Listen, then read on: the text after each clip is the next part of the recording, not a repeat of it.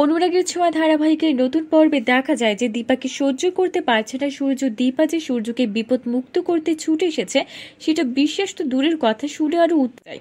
আর তাই তো এবার দীপার সামনে ইরাকে সিঁদুর পরে দিল সূর্য। অবাক হয়ে গিয়ে ইরা বলে, এটা কি করলেন আপনি স্যার? ওনার উপর রাগ করে উত্তেজনার বশে আপনি আমাকে সিঁদুর পরে দিলেন। দীপা হতাশ হয়ে দুই গালে হাত রেখে বসে পড়ে, তারপর মাথা ঘুরে পড়ে গিয়ে জ্ঞান হারিয়ে ফেলে। অর্জুন তখন একটু আড়ালে চলে এসেছিল, কেননা দীপার সামনে অর্জুনকে যত বেশি দেখছে সূর্য ততই ক্ষেপে যায় সূর্য। কিন্তু অর্জুন চলে গেলেই তো এই ঘটনা ঘটে। সূর্য তারপরও স্থির হয়ে দাঁড়িয়ে থাকে। ইরা এসে দীপাকে তুলে বসাতে গেলে সূর্য বলে, থাক ইরা, তুমি ওর গায়ে হাত দিবে না, ও নাটক করছে। কিন্তু ইরা কোনো কথা না শুনে বলে, এই দিদিকে আমি যতটা চিনি তাতে করে মনে হয় না যে উনি কারো সিম্প্যাথি পেটে নাটক করবে। আর তারপর ইরা এসে দীপাকে দেখে কেঁদে ফেললো এবং জানিয়ে দিল পালস পাচ্ছে না। এবার কিন্তু সূর্য দীপাকে দেখে চমকে ওঠে। শুধু কি তাই, দীপার কিডনি বরাবর এমনভাবে সেলাই করা, তাতে করে সূর্য বুঝতে পেরেছে দীপার কিডনি নিশ্চয়ই সমস্যা হয়েছিল। তাহলে এবার কি করবে ডক্টর সূর্য সেনগুপ্ত?